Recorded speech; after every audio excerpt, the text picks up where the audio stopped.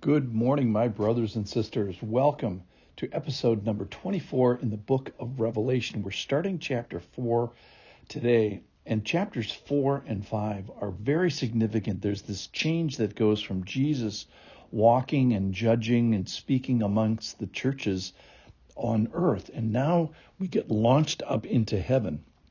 So judgments and tribulation are coming in the book of Revelation. So what place and what person do they come from? And we get our peak of heaven, and we find God the Father enthroned there. Now, of interest, he's not named God the Father in chapters 4 through 19 because we're going to see a new part of his character of judge, of creator, of authority, of him on this throne, surrounded by worshiping creatures and elders and proclaiming holy and holy and holy is he. All right, so the purpose of all this, as we start this new vision of chapter 4, is to set up the judgments and the authority that's necessary for them that are coming later in the book. The timing of this is after the rapture. The place of this is moving from now earth onto heaven, the heavenly court, this heavenly temple scene that we're going to see. And geography in the Bible informs interpretation. So we see the Lord, the Father, enthroned and in splendor, power, majesty. Even the weather is happening. People are bowing in submission physically. So it's a place that's going to be dominated by praise and adoration and worship and this kind of calm assurance. So we get this fuller understanding of the character and the person of God. So here it is. I'm going to read one verse at a time from chapter 4 and then just explain it a little bit. So chapter 4, verse 1. After this this is John, after this I looked, and behold, a door standing open in heaven. And the first voice which I heard, speaking to me like a trumpet, said, this is probably the voice of Jesus, "Come up here, and I will show you what must take place after this." So it's probably the voice of Jesus, the glorified Christ, and he privileges John to see what is going on in heaven. And this extended vision sequence goes on from chapter 4 all the way to chapter 22.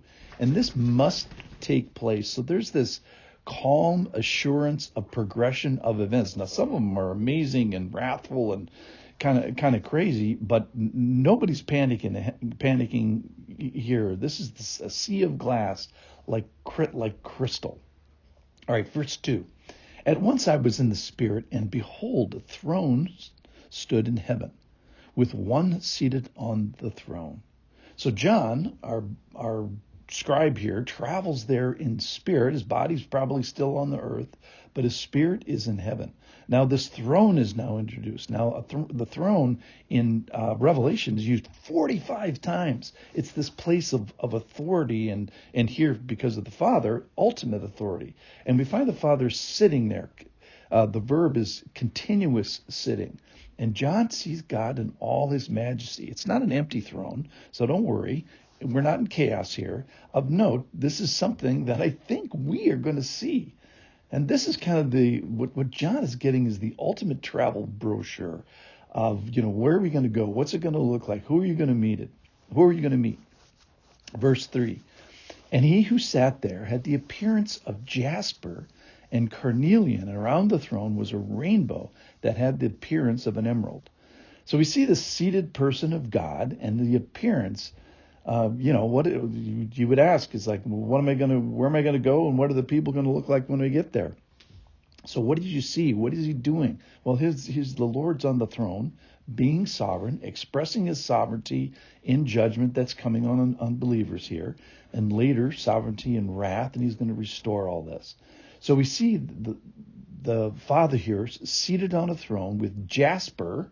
Now, jasper they think might be diamonds. It's they get that from chapter 21 and verse 11, having the glory of God, its radiance like a most rare jewel, like a jasper, clear as crystal. So jasper might be code for diamond. Nobody exactly knows. And then sardius. Now, sardius is a red, rare gem.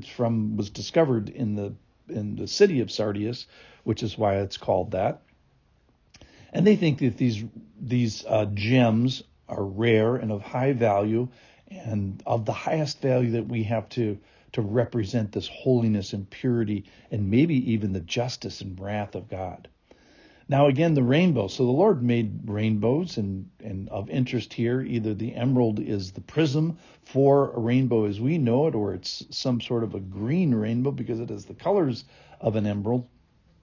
And of interest, rainbows usually appear after the storm, but here the rainbows are appearing before the storm.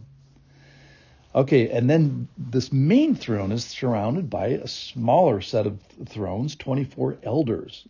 Verse 4 now. Around the throne were 24 thrones, and seated on the thrones were 24 elders, clothed in white garments with golden crowns on their heads. And of interest, the crowns aren't going to stay on their head. They're going to be casting them down and throwing them before the main throne and the Lord. These are 24 elders. Presbyterios is the Greek word. Generally, that has been used to describe men. So if it describes men, 12 leaders of Israel, maybe the 12 patriarchs, 12 from the Old Testament, 12 from the New Testament, 12 apostles. Perhaps they represent generally the elect of God's order.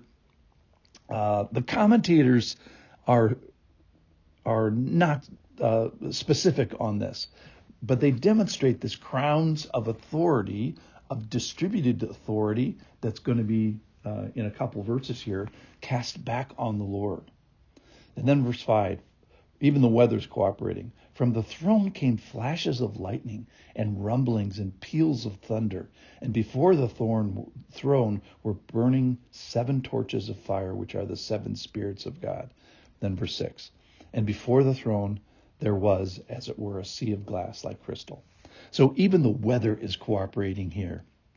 And John here opens this vision of heaven and the glorious Father by going to heaven in his spirit, so that one day we can probably see the same thing. So we get this glimpse of heaven, this rainbow, thunder, lightning, diamonds, gems. These are glimpses of things that we'll see. God is seated on the throne. All is well. All is coming to pass. Judgment is going to be rightfully his. Question today is, who's on your throne? Who's on your seat of authority? Who is he and who are we? Thanks for listening.